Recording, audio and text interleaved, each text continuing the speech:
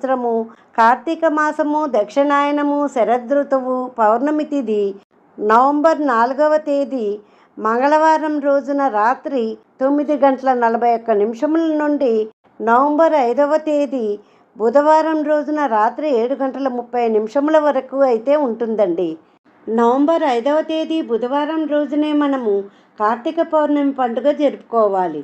బుధవారం ఉదయము అశ్వని నక్షత్రము 10:32 వరకు ఉంటుంది. తదుపరి భరణి నక్షత్రం ప్రారంభమవుతుంది. కార్తీక పౌర్ణమి రోజున పూజా సమయము బుధవారం రోజున తెల్లవారుజామున 4:11 నుండి 5:40 లోపు శుభ సమయము ఉందండి.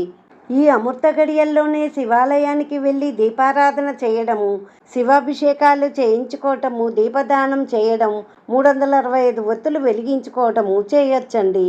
ఇంట్లో అయినా సరే